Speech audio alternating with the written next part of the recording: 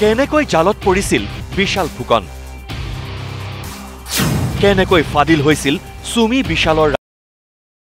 আৰৰ কাহিনী মুখ্যমন্ত্ৰীৰ মুখেৰে শুনক বিশাল সুমিহতৰ ৰাজভোগ অন্তপৰাৰ আৰৰ কাহিনী মোৰ সন্দেহ হল যে 1 কোটি টকা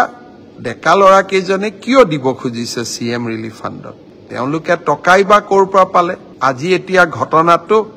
বিয়াগুম ঘটনালৈ পৰিগণিত হৈছে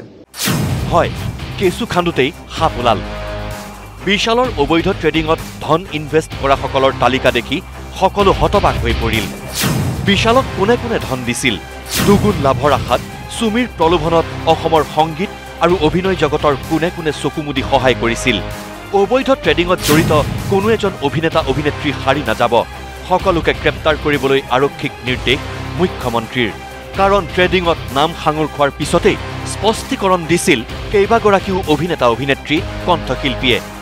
য'ত আছিল অভিনেতা যতীন বৰা অভিনেত্ৰী প্ৰস্তুতি পৰাশৰ কণ্ঠশিল্পী মন্তুমণি শইকীয়া দীপ্তিনা ডেকা আৰু নীলাক্ষী নেওগ পুলিচক মই নিৰ্দেশ দিছো অভিনেতাই হওক অভিনেত্ৰীয়ে হওক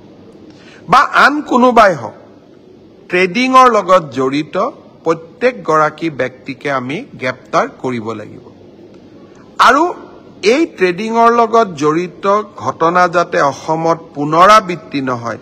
তাৰ বাবে আমি ব্যৱস্থা ল'ব লাগিব কেনেকৈ ফাদিল হৈছিল সুমি বিশালৰ ৰাজকীয় লাইফষ্টাইলৰ আৰৰ কাহিনী কাৰণ মুখ্যমন্ত্ৰীৰ সাহায্য পুঁজিলৈও একাংশ ট্ৰেডিং প্ৰবঞ্চকে 1 কোটি টকা দিয়াৰ যোজা চলাইছিল তেতিয়াই ওলাই পৰিছিল গোমৰ ফাক বহুতে কয় যে এই ঘটনা চলি আছিল ময়ো নাজানিছিলো কিছুদিন আগতে এটা এনেকুৱা ট্ৰেডিং কোম্পানীয়ে মোক অনুৰোধ কৰিলে যে 1 কোটি টকা আমি সিএম ৰিলিফ ফাণ্ডত দিব খোজো মোৰ সন্দেহ হল যে 1 কোটি টকা ডেকা লৰা কেজনে কিয় দিব খুজিছে সিএম ৰিলিফ ফাণ্ডত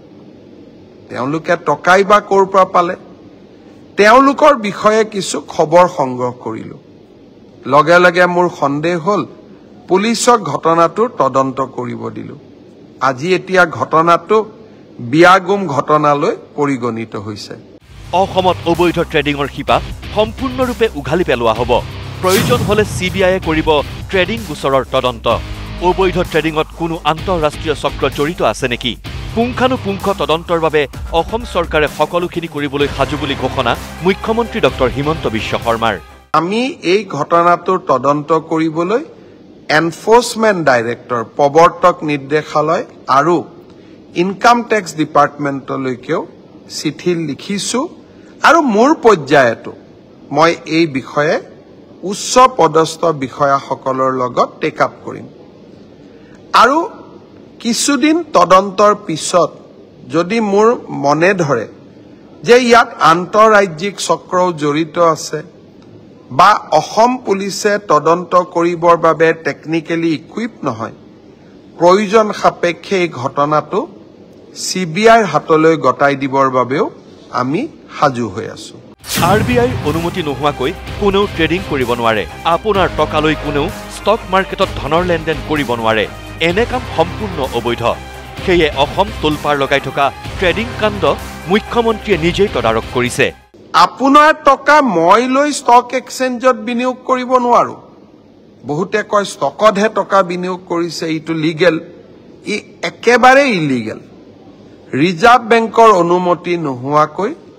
আমি কোনেও বেলেগৰ টকা ল'ব নোৱাৰো আৰু 30% সুদ দিম বুলি কাগজত লিখি দিয়া ইটো আৰু অপৰাধ আমি অসম পুলিচক এটা এসআইটি গঠন কৰিব দিছো যাতে এই ধৰণে মানুহৰ পৰা টকা সংগ্ৰহ কৰা প্ৰত্যেকজন ব্যক্তিক আমি গ্ৰেপ্তাৰ কৰিব গতিকে সাৱধান বিশালৰ অবৈধ ট্ৰেডিংত বিনিয়োগ কৰা সকল মুখ্যমন্ত্ৰীৰ কাঢ়া নিৰ্দেশ কোনো হাৰি যাব নোৱাৰে গ্ৰেপ্তাৰ হ'ব অবৈধ ট্ৰেডিংত জড়িত থকা সকল ব্যুৰো ৰিপৰ্ট নিউজ লাইভ